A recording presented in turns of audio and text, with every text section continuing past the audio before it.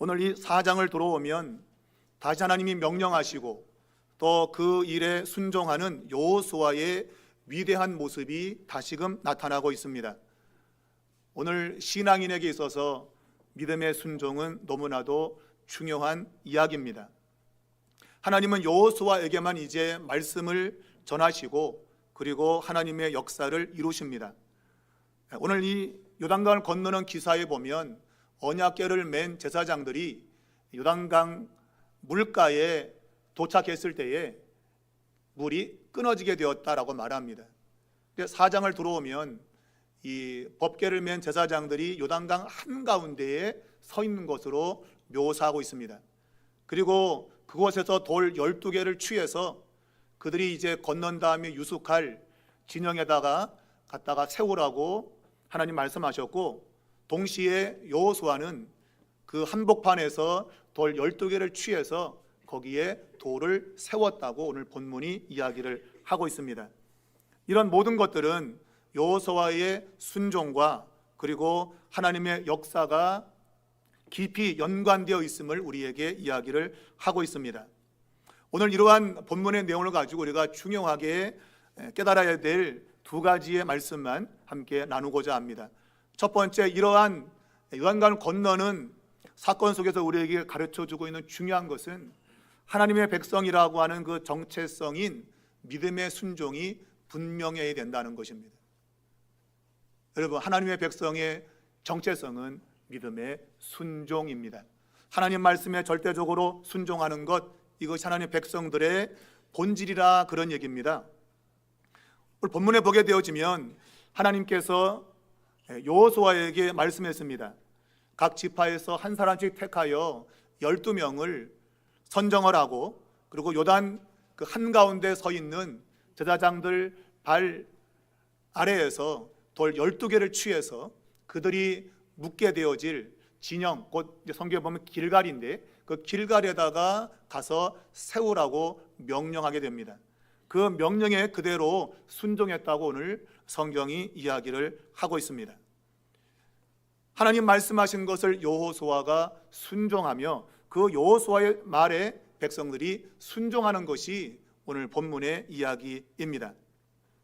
오늘 성경 이 본문에는 이스라엘 백성들이 요단강을 건너갈 때 이 언약궤를 맨 제사장들이 물가에 섰을 때에 물이 끊어졌다고 기록되어 있습니다. 동시에 이 요단강 한가운데에 서 있다는 표현을 또한 동시에 하고 있습니다. 과연 어디에 서 있었는가? 물가에 있다가 안으로 걸어 들어갔다고도 볼 수 있겠지만, 성경이 말하고자 하는 것은 이 물가에서 이 한가운데로 옮겨왔다고 하는 것, 바로 그것이 하나님의 말씀의 위대성, 그것을 이야기하고 있는 겁니다. 하나님의 언약궤를 메고 있는 제사장들이 물 한가운데에 있다고 하는 것은 하나님을 전적으로 신뢰하지 않으면 불가능한 것입니다. 물가에서 발을 담궜을 때 물이 끊어지면 물가에 있으면 그래도 안전한 것이죠. 그러나 그 강 한가운데 있다고 하는 것은 굉장히 위험스러운 일입니다. 성경은 하나님의 말씀에 위험을 감수하고도 믿음으로 순종하고 있는 그 이야기를 하고 싶은 거예요. 하나님의 역사에는 믿음의 순종이 반드시 필요하다라는 것을 이야기하는 것입니다. 또한 여호수아는 12개의 돌을 취하여 길갈에다가 옮겨다 세우라고 명령을 했고, 백성들은 그 말을 듣고 그대로 그 돌을 옮겨서 길갈에 세웠다고 오늘 성경이 말하고 있습니다. 그와 아울러 오늘 9절 말씀을 보면 여호수아가 제사장들이 서 있는 그 요단강 한복판에 돌 12개를 취해서 거기에다가 또한 돌을 세웠다고 말하고 있습니다. 12개 돌을 옮겨서 길갈로 옮긴 것은 여호수아가 아니라 백성들이 한 것입니다. 근데 9절의 말씀에 의하면 이 요단강 한가운데에 돌을 세운 것은 여호수아가 세웠다고 말하고 있습니다. 하나님께 대한 순종은 남에게 요구하는 것만이 아니라 내 자신이 먼저 순종의 자세를 가져야 됩니다. 우리 인간의 본성은 나는 하기 싫으면서 남에게 하기를 바라는 마음들이 많죠. 나는 안 하면서 너가 해. 그게 좋은 거야. 순종하는 건 좋은 거야. 자기도 순종하지 않으면서 남에게 순종하라 그래요. 근데 여호수아는 백성들에게 12개의 돌을 취하여 옮겨가라고 말만 한 것이 아니라 자기 자신이 요단강 한가운데에 그 위험한 장소에서 그가 돌을 12개를 직접 세웠다고 하는 거예요. 하나님의 일꾼들, 하나님의 사람들은 내가 먼저 순종하는 자세, 내가 믿음으로 행동하는 자세를 보여야 됩니다. 내가 믿음으로 살지 않으면서 남에게 믿음으로 살라고 말할 수 없다는 것이에요. 올 한 해 동안 여러분 남에게 순종을 말하기 전에 여러분 스스로가 믿음으로 순종하시기를 바랍니다. 그럴 때 하나님의 역사가 일어난다는 것입니다.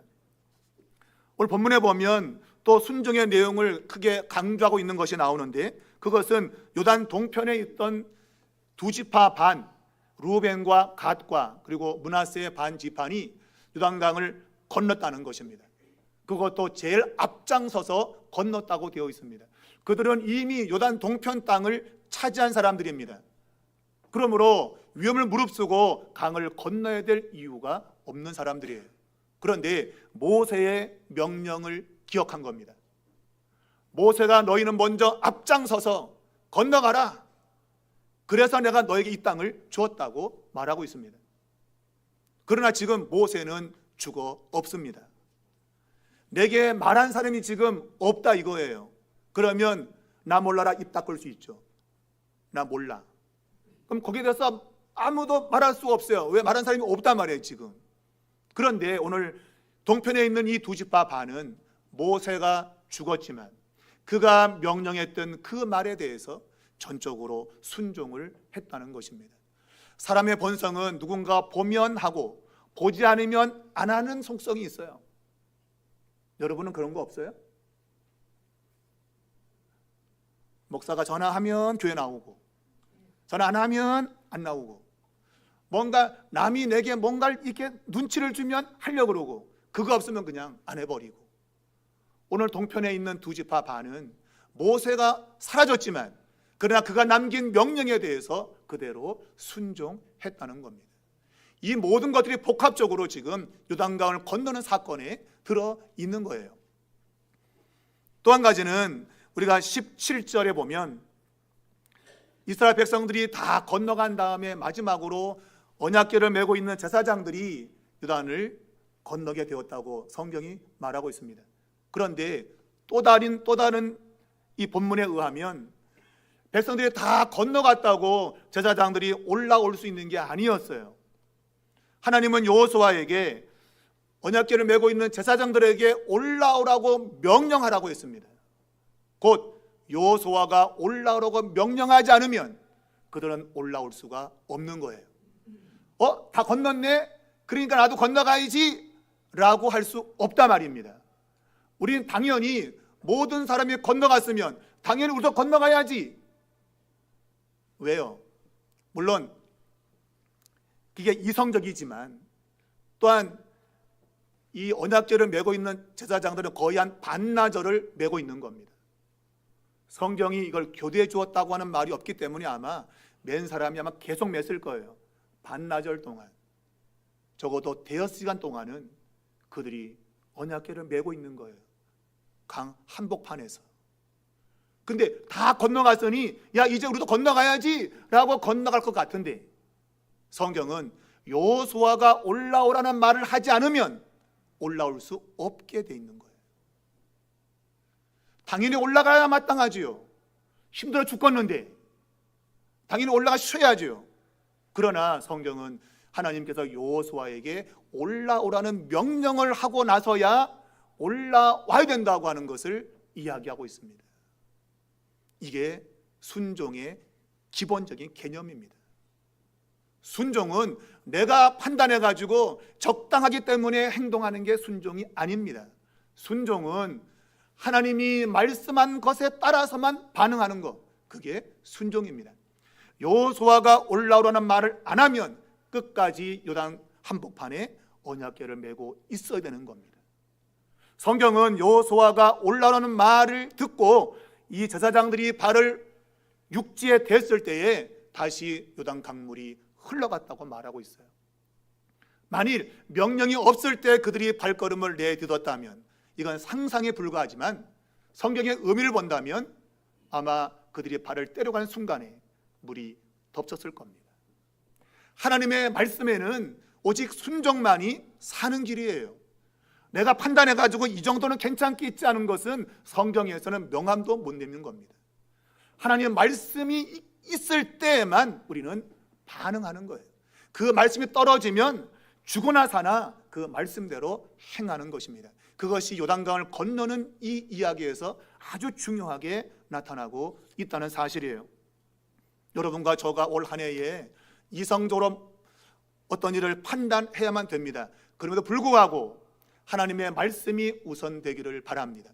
하나님의 말씀이 내게 주어지면 그 말씀에 목숨을 거는, 그것이 성경이 우리에게 요구하는 신앙이다, 그런 얘기입니다. 여러분, 하나님 백성이라고 자동적으로 요단강물이 갈라지거나 또 그것을 건너갈 수 있는 게 아니에요. 하나님 백성은 오직 믿음으로 순종할 때만 가능한 거예요. 자기를 말씀으로 거룩히 구별하고 말씀에 순종할 때만 요단강물이 갈라지고 약속의 땅으로 들어갈 수 있다는 사실, 여러분 이것을 굳게 믿을 수 있기를 축복합니다.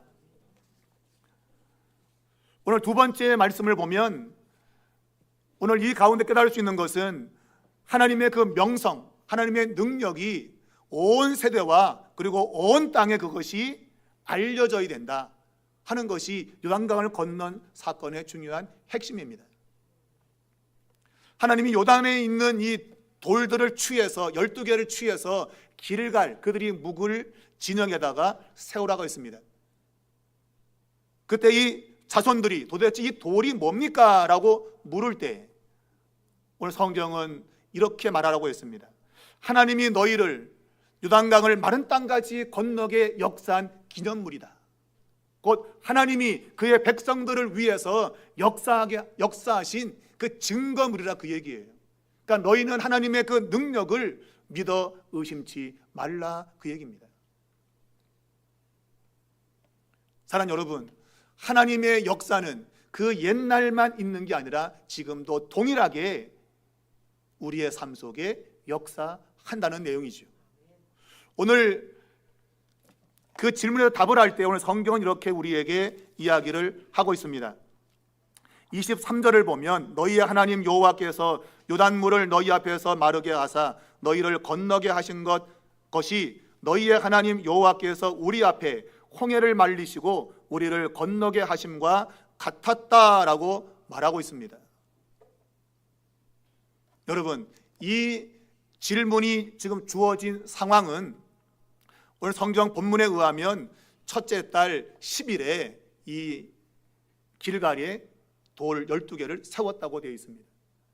만약 그 돌을 보고 도대체 이 돌이 뭡니까? 라고 묻는다면 바로 이 첫째 날 열째 10일째 이 돌을 세운 의미가 거기에서 나타나는 거죠.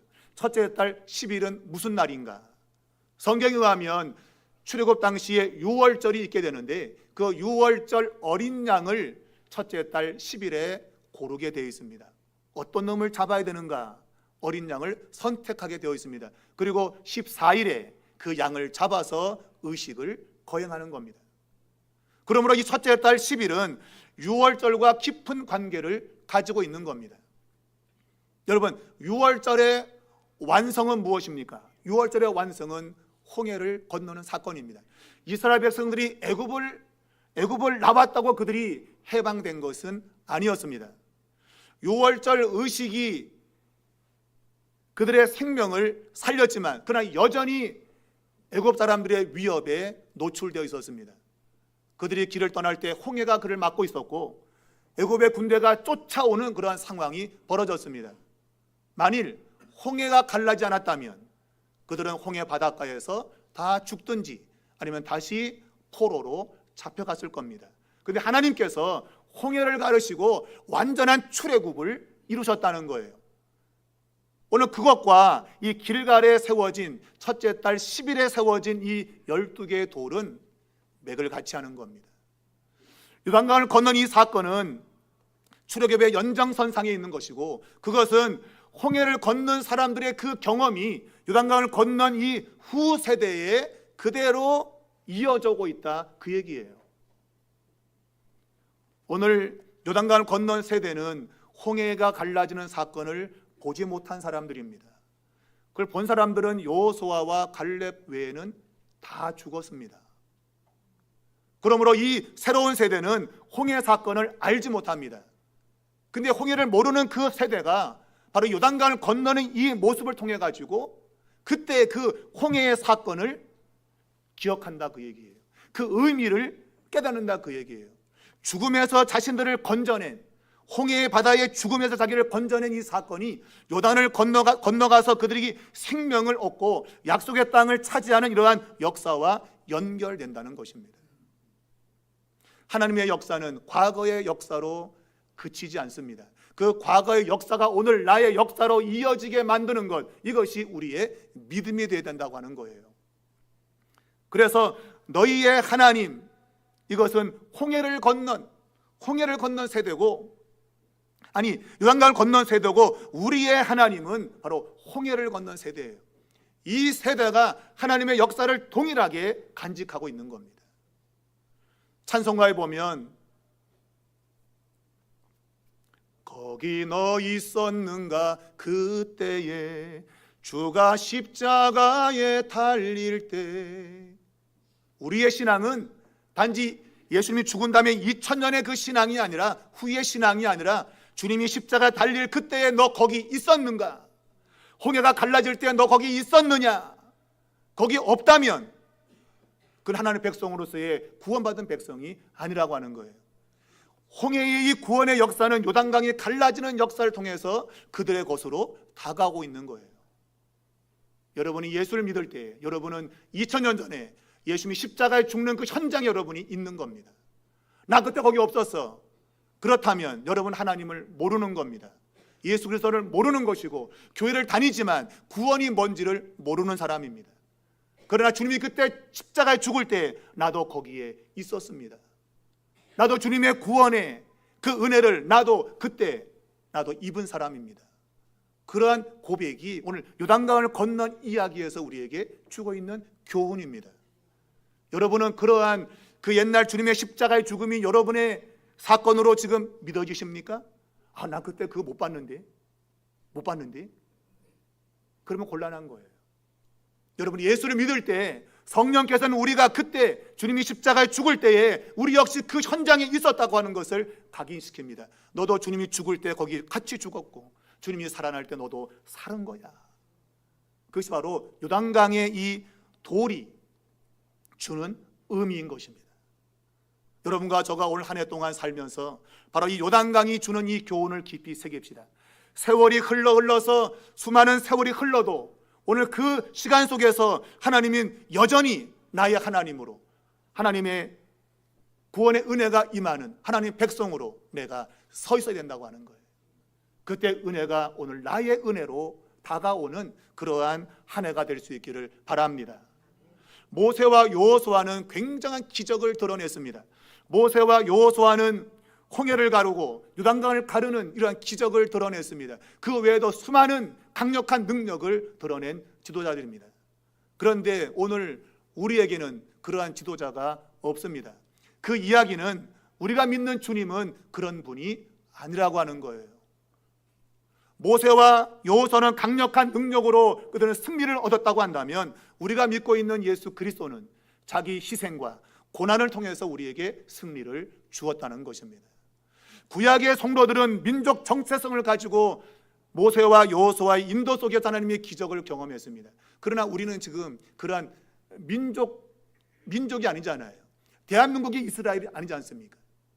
오늘날 믿는 모든 사람들의 삶에는 여전히 하나님의 역사가 드러나고 있지만, 그러나 그 역사는 십자가의 역사라고 하는 것을 우리에게 보여주고 있습니다. 예수님의 가장 큰 능력은 모세와 여호수아가 행했던 강을 가르는 역사가 아니라 십자가에서 죽으시는 능력이라는 것입니다. 오늘 그것이 세상을 살리는 유일한 길임을, 이것을 깨닫는 것이 신앙입니다. 그렇지 않고 나에게 능력, 위대한 능력, 뭔가를 쳐부수는 능력, 이걸 달라고 한다면 우리는 예수 그리스도를 따르는 사람이 될 수 없는 겁니다. 예수님 말씀하기를 누구든지 나를 따라오려거든 자기를 부인하고 자기 십자가를 지고 나를 따라야 할 것이니라. 여러분, 가장 강력한 능력은 십자가를 지는 능력입니다. 십자가는 사망 권세를 이기는 겁니다. 요단강의 사건은 어찌 보면 그 의미를 내포하고 있습니다. 말했지만 1월 10일, 첫째 달 10일은 유월절 어린 양을 선택하는 것입니다. 신약의 유월절 어린 양은 예수 그리스도입니다. 예수 그리스도가 바로 그의 죽음을 통해서 강력한 구원을 나타냈음을 이미 구약에서 희미하게 그림자로 우리에게 보여주고 있는 겁니다. 여러분, 하나님의 능력이 여러분 가운데 나타날 수 있기를 바랍니다. 모세와 여호수아처럼 강을 가르는 역사도 여러분에게 있기를 바랍니다. 그러나 더 중요한 것은 십자가를 지는 능력입니다. 하나님 말씀에 의지했던 제사장들은 요단강 한복판에 서 있었습니다. 그것은 죽음을 의미합니다. 말씀에 순종하는 것 그 자체가 죽음입니다. 그러나 죽고자 할 때 그들은 사는 역사가 있었던 겁니다. 여러분이 그러한 믿음을 갖고 이 세상을 십자가 붙들고 산다면 여러분은 절대 망할 수가 없습니다. 하나님은 십자가를 통해서 세상을 승리케 하셨습니다. 오늘 그러한 역사가 2025년 여러분 이 한 해에 일어날 수 있기를 바랍니다. 여러분 십자가 단단히 붙잡으시고 자기 희생과 고난을 두려워하지 아니하고 달려가셔서 하나님이 주시는 은혜와 축복을 누리시는 승리의 믿음의 사람이 되기를 주님의 이름으로 축원합니다.